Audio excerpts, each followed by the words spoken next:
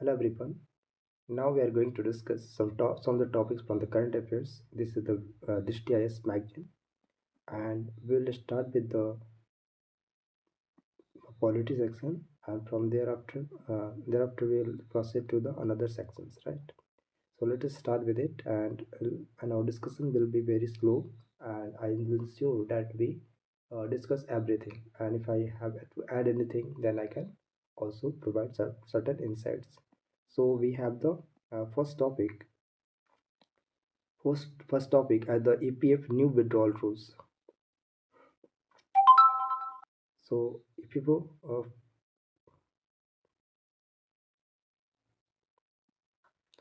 withdrawal rules, so basically this is EPF. What can be asked is that that new what are the new provisions with regard to the EPF, that is Employment Provident Fund, right? So this is basically the new guidelines which has been issued by the Central Board of Trustees (CBT) uh, regarding the partial and the premature withdrawal of the provident fund, which is aims to enhance the ease of living for the subscribers. Right? So suppose what happens actually that whoever is subscribing the EPF, that is Employment Provident Fund, so they are allowed to withdraw after a long period of time, right? So around 15 or 20 years of their jobs. So in that case, if some person is requiring certain amount of money in between, so they cannot withdraw that one.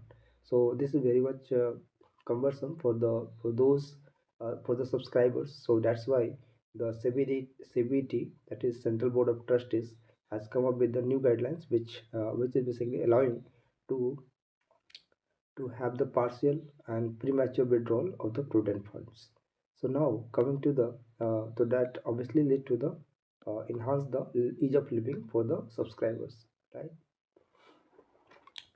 Now coming to the EPF new withdrawal provisions of 2025. So let's see what are the new provisions which has been added in this EPF schemes new withdrawal scheme. So simplified rules number 13 rules simplified rules like 13 complex withdrawal provisions merged into three categories: essential needs, housing, special circumstances, right? So first thing is that it has simplified the rules. That is, there are 13 complex withdrawal provisions which we are reduced to the three categories. If we are having if someone some subscriber, if any subscriber is suffering from is requiring the funds for the essential needs like illness, education, and marriage, so they can go for the partial withdrawal. In addition to this, we have the housing and special circumstances uh, under which uh, the subscribers can withdraw the partial amount of money. Now coming to the employer contribution. So employer contribution money members can now withdraw from the both employee and employer contributions.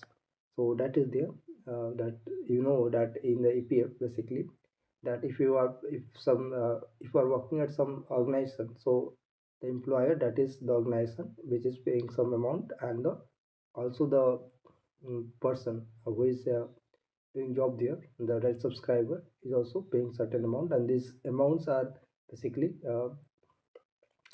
get consolidated in the EPF, and from there some interest also earned, and thereby at the maturity the whole amount is given to the subscriber. So this is for the social security benefits for the subscriber or employees, and the employer contribution can also be.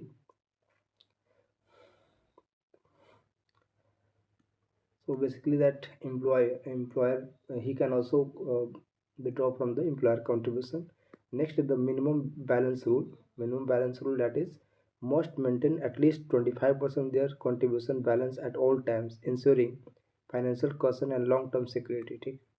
So first thing we saw that it has simplified the rules, that is 13 rules had been reduced to the three rules, and three rules basically pertaining to the uh, special circumstances or or housing or any kind of undeveloped, what I can say, that essential needs like illness, education, and marriage. So in that circumstances, one can withdraw.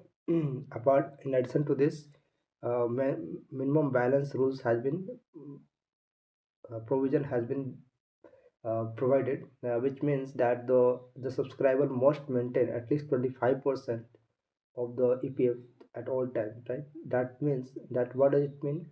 It means that suppose employee is there, so he will try to withdraw the money whole amount at one at a time, right? So at once, if he withdraw all the amount, so definitely he will not be able to secure certain social security benefits in the for the future. So in that circumstances, it will complete loss for him, right? So basically, that government whole whole purpose of this EPF is to secure your life for the long term, right? Provide the long term social security. That is, if you become ill, uh, when basically that when we become old, so that time we are more prone to the disease, and in that situation, if you are not having the savings, which have savings, so obviously we'll have to suffer, right, in the poverty. So in that circumstances, the basically provision is that you cannot withdraw a complete amount. At least one fourth of your savings must be there. Next is the premature withdrawal during the unemployment. Premature withdrawal during unemployment.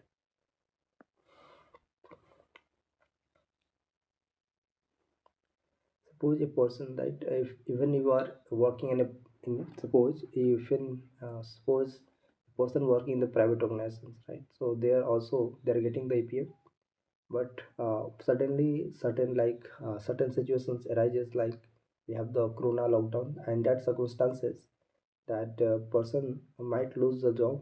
And so in that situation, the basically employee is allowed to withdraw around 75% of their contribution, right?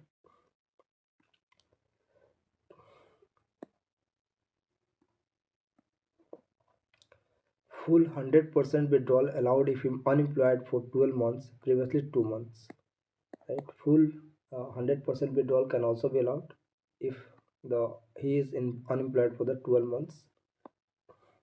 The final pension amount can be withdrawn only after the 36 months instead of 2 months earlier. Next, we have the change aims to help the members accumulate sufficient pension corpus by discouraging early full withdrawal, as about 50% members had less than 20,000 at the final settlement. Next, with the flexibility, withdrawal for the marriage, house purchase, education, illness can now be made earlier and more frequently. So if you are withdrawing the funds for this purpose, so that can be more faster, right? Okay.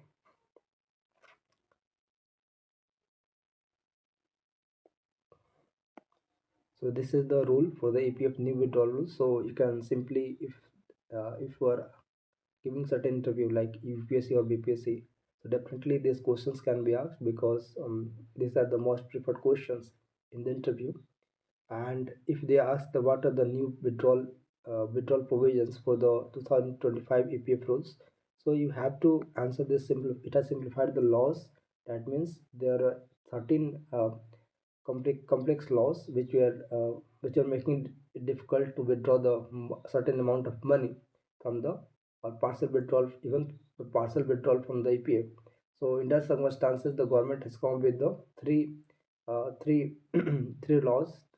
It has classified basic laws in three categories, and in that circumstances, the amount can be withdrawn, right? And another thing is that at least one fourth of the one fourth of the corpus must be maintained. And third thing is that if you are unemployed for the more than 12 months, so you can have the opportunity to withdraw the complete amount, right? But the final pension must amount can be withdrawn only after 36 months. Final pension amount that will be withdrawn only after 36 months, right? Now next we can, if you answer this much also, though definitely will they will understand that you have gone through this topic. Now coming to the employees provident fund, what is EPF? So as I already told you that EPF is a social security and retirement savings schemes for salaried employees in India. It is administered by the EPFO under the Ministry of Labor and Unemployment and is governed by the EPF and the Miscellaneous Provisions Act 1952. The PF accounts benefits are extended to all the establishments which employ 20 or more persons. Membership: all employees of eligible establishments can become members from the date of joining. Members provided access to the provident funds, savings, pension benefits, and insurance benefits. Members must submit a nomination at the time of joining. Contribution contribution structure: employers and the employees both contributes 12% of wages in the contribution accounts. So EPF is a social security and retirement savings schemes. It is for the salaried employees in India. Salaried employees does not mean that only the government employees. It is even the private employees, and it is administered by the. This is the question which can be asked in the prelims, that EPF, Employees Provident Fund, is administered by the EPFO basically under the Ministry of Labor and Employment. So this is the most frequently asked questions in the prelims, that EPF is governed by the, they can administered by the, they will example, they will give the severity, they will give the DRI and something like that, ED, RBI, SEBI, and EPFO. And so you have to mark this Employment Provident Fund organization.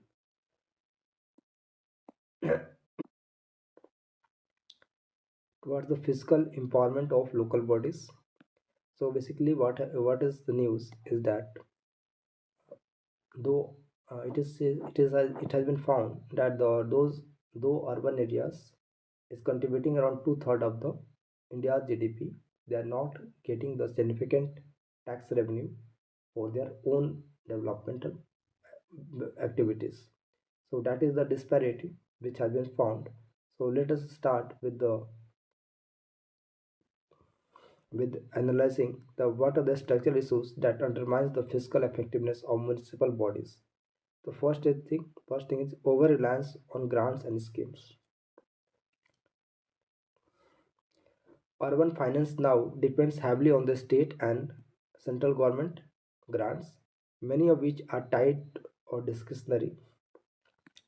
The first thing is that they are overly relied or overly dependent on the states and center for their grants, and most of those funds which are coming to the municipal developments are tied to the uh, certain certain goals. So obviously they are not having that freedom to invest those monies in the certain infrastructure creation or another kind of development, or local developmental needs. So this is there. Another thing is that intergovernmental transfer and grants often bypass municipal accounts or are delayed, disrupting the planning and execution of the projects. Another loophole is that intergovernmental transfer and grants. So if you can see that the funds are not directly coming to the authorities, that is local bodies, rather it is coming to the through the bureaucratic channels. Like for instance, it will coming to the accounts of the district magistrate, and from there the developmental for the various developmental activities, the funds will be given to the uh, local bodies. So this is there. So that basically kind of also delay the project and disruptions, right? If you are having the money, so definitely you can plan, you can decide where to invest. But if you are having the money with some other person and you are the person who will decide, uh, or you are planning at the local bodies local level, so definitely there will be mismatch and you cannot have that estimation that how much money I have and how much I will invest. है ना? So that kind of disparity can definitely cause the delay in the creating certain infrastructure. Another thing, GST impact. The introduction of goods and service taxes undermine the municipal fiscal autonomy by subsuming key local taxes, octroi, envy, entry tax, and local charges, leading to nearly 19% revenue loss. Another thing is GST impact. GST impact, goods and service tax impact. Basically, uh, these urban areas, basically they are charging certain amount of money to the entry tax if certain vehicle is passing uh, through their cities. So they used to collect certain amount of money, and there are also octroi tax and the local surcharges, which was around 19%. So that is going foregone, right? वो भी चला गया. Next we have the unequal contract. While cities are tasked with the critical services, solid waste management, climate resilience, urban housing, they lack the financial tools to deliver. This has led to the what experts call inversion of democracy. So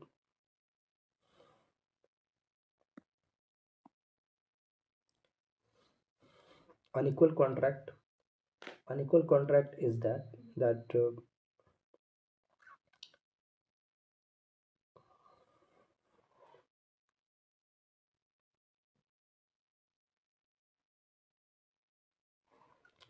as you can see that local bodies are has been given task to for the waste management, solid waste management, climate resilience, and the urban housing purpose, but they are not giving the funds. As I've already told you in the second points, that although they are overly dependent on the central and state grants, in addition to this, they are also the funds which are coming from the central and state government, that is directly coming to the bureaucratic structure, that is with the ADM, a district magistrate, or SDC or something like that.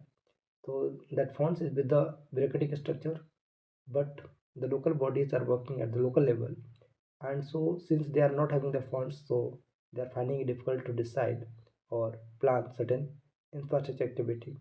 So if the funds is flowing from the upper part, that is top of approach, and the planning or developmental model is from the bottom up, so there is obviously there will be mismatch or there will be delay in the project formulation of project implementation, and that will definitely cause the our own backwardness. So this is there, and this is basically referred as the inversion of democracy, that planning is also not happening in the proper way. Now coming to the credit worthiness issue. Credit rating mechanism focus narrowly on the own revenue performance, example property tax, including the regulatory state of transfer. Next, we have the political hesitation. Local representatives are reluctant to impose new taxes for fear of losing voter support. Another thing is that local representatives are reluctant to impose new taxes for fear of losing voters. So the local bodies, since as we can see that after implementation of GST, the most of the revenues have been impacted. In addition to this, the even the local representatives are now they are reluctant to impose new kind of taxes. Why? Because fear of losing the voter support. Another thing is that weak institutional capacity, lack of trained staffs, poor data system, fragmented governance hinder fiscal reforms. So all these things are there. Institutional capacity, institutional incapacity is there, which is also hindering the proper generation of money.